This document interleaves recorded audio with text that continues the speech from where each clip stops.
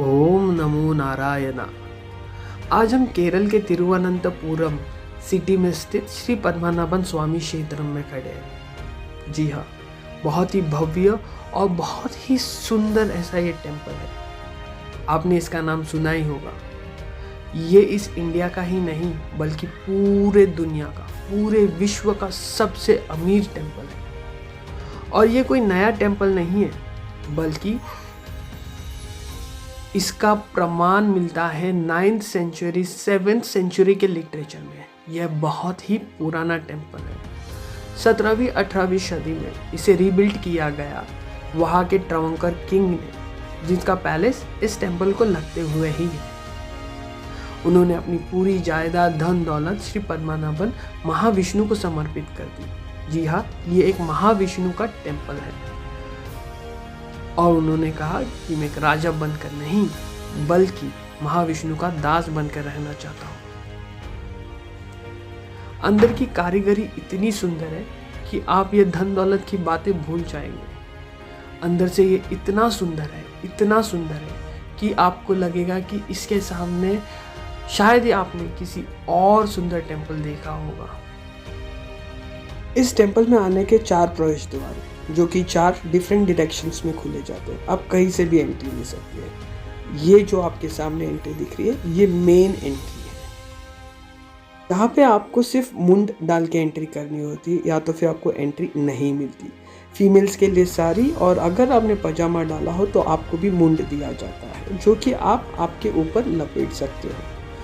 अगर आपके पास मुंड नहीं है तो आप यहाँ से मुंड खरीद सकते हो, जो कि 200 रुपये तक आपको मिल जाएगी। मुंड एक ट्रेडिशनल वेयर होता है एक मलयाली का। जी हाँ, ये ही होता है मुंड, और आपको ऐसे ही एंट्री दी जाती है, या तो फिर आपको एंट्री नहीं दी जाती है। ये बाहर का मार्केट है, जहाँ पे आप आपके मनचाहा ड्रेस या फिर शॉपिंग करना हो तो शॉपिंग कर सकते हैं। बेस्ट पार्ट ये है ना कि यहाँ से बाहर निकलते ही आपको एक बड़ा सा बस स्टॉप मिल जाएगा, जहाँ से आपको कहीं भी जाने के लिए आपको बस सर्विस मिल जाएगी। और यहाँ से रेलवे स्टेशन भी कुछ हार्डली 1 किलोमीटर की दूरी पे है। तो overall it's well connected by railways, it well connected by roadways. और हाँ, अंदर ऐसी ही मूर्ति है जैसे कि हमारे शास्त्र में लिखा है कि महाविष्णु महादेव इतने बड़े हैं कि वो एक साथ हमारे आँखों में समा नहीं पाएंगे। उसी लॉजिक पे ये मूर्ति भी रखी गई है। गर्भस्थान में मूर्ति के सामने 3 द्वार हैं या 3 खिड़कियाँ। एक खिड़की से आपको शायद मुख दिख जाए, तो किसी खिड़की से आपको नाभि, और किसी खिड़की से आपको पैरों के दर्शन हो जाए, लेकिन एक नज़र में आपको पूरी मूर्ति नहीं दिखेगी। ये वही लॉजिक को दर्शाती है कि महाविष्णु इतने बड़े हैं कि हमारे आंखों में समा नहीं पाएंगे।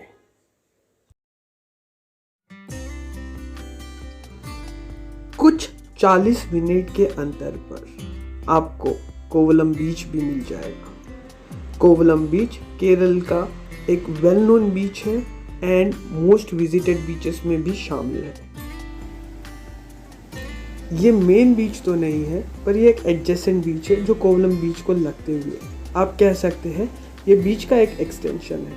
लेकिन जो मेन बीच है वहाँ पे मैंने सुना है कि आपको शैक्स मिल जाएंगे, पर्यटक मिल जाएंगे एंड एक्सेट्रा। मैं वहाँ पे जा नहीं सका क्योंकि वक्त की पाबंदी थी मेरे पे। मुझे दूसरे दिन इमीडिएटली निकलना था नए सफ़र। ये बीच भी कम सुंदर नहीं है, टू बी ऑनेस्ट, बहुत ही सुंदर है। बस यहाँ पे तैरना थोड़ा सा रिस्की है। ज़्यादातर यहाँ पे मछुआरे रहते हैं। ये जो आप शिप्स एंड बोट्स देख रहे हैं ना, वो यहाँ के लोकल मछुआरे। अब अगर मछुआरे रहते रहेंगे तो बीच में हवा भी किसकी होगी? जी हाँ, यहाँ की हवा में आपको मछलियों की सुगंध बोलिएगा या गंध बोलिएगा, जो कुछ बोलना चाहे वो ज़्यादा आएगी। और हाँ, आपको ये इतना क्लीन भी नहीं दिखेगा क्योंकि कुछ बोट्स है, कहीं पे आपको नेट्स दिखेंगे, कहीं पे आपको प्लास्टिक्स दिखेंगे, और हाँ, कहीं पे आपको मैं भी दिखूंगा। जी हाँ, वो मैं हूँ।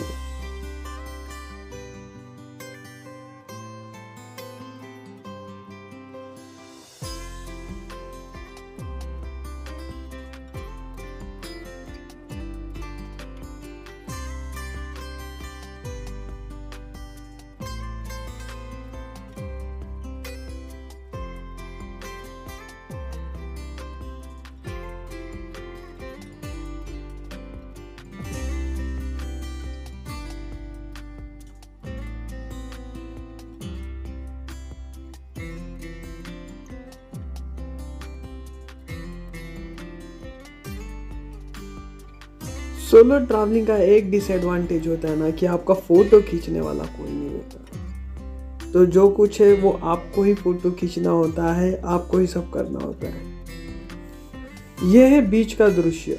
जैसे कि मैंने कहा, आपको बोट्स दिख जाएंगी, नेट्स दिख जाएंगी और हाँ, कुछ प्लास्टिक्स भी दिख जाएंगी, लेकिन आपको शांति भी मिलेगी, सुकून भी मिलेगा और हाँ, ये सनसेट और सनराइज का ब्यूटीफुल दृश्य आपको ज़रूर दिखेगा। बीच हमेशा से मेरी एक कमज़ोरी रही है। आई जस्ट लव बीच। यहाँ पे मैं रात क्या, दिन क्या, हफ्ते क्या, महीने क्या, सालों साल गुजार सकता हूँ। केरल में हर 100 मीटर में ना आपको आइदर एक चैपल मिलेगा या फिर मस्जिद मिलेगी या तो फिर मंदिर मिलेगा, और ये चैपल तो इन्होंने बीच पे ही बांधा है। यहाँ से व्यू बहुत ही सुंदर दिखता है और हाँ, चैपल भी उतना ही सुंदर है।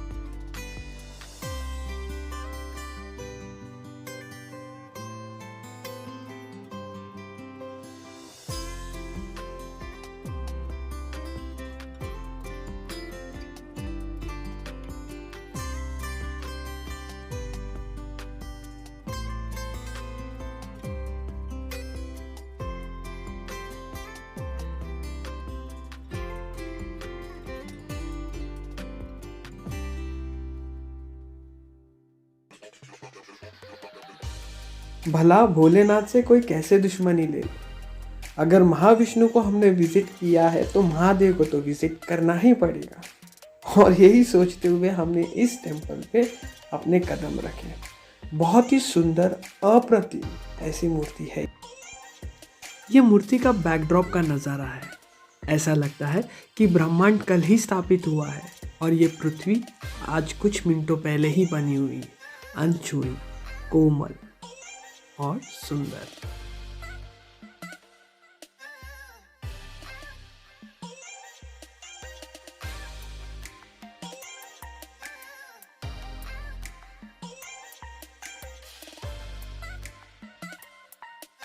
यह महादेव की मूर्ति एक छोटे से मंदिर में स्थापित की गई है। जी हाँ, आप फोटो सिर्फ महादेव की ले सकते हो, पर अंदर गर्भ स्थान में जो भगवान बैठे हुए हैं, जो माँ शक्ति बैठी हुई है, उनकी तस्वीरें नहीं ले सकते। ऐसे वाले आर्किटेक्चर को द्रविडियन स्टाइल आर्किटेक्चर कहा जाता है, जो कि आपने बहुत सारे तमिल फिल्म और तेलुगु फिल्म में देखे होंगे। जी हाँ, इसे द्रविडियन स्टाइल कहा जाता है।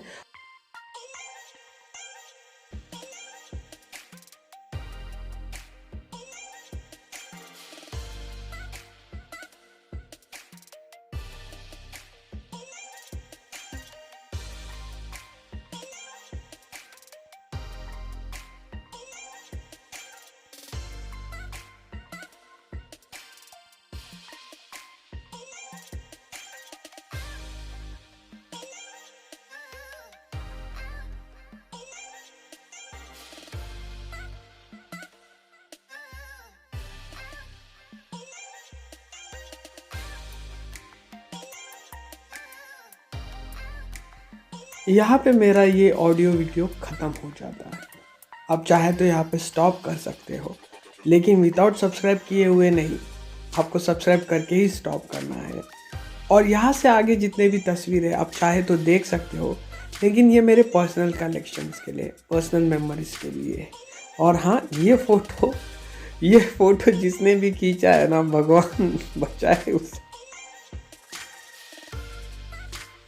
तो शुक्रिया आपका समय देने के लिए, और मिलते रहेंगे हम एक नए सफ़र पे, एक नई जगह पे, एक नई कहानी के साथ। तब तक के लिए गुड बाय, शब्बा खैर, और हाँ, स्टे सेफ। तुम सेफ रहोगे तब जाके मेरे वीडियोस पे व्यूज़ आएंगे ना, इसीलिए स्टे सेफ, बाय।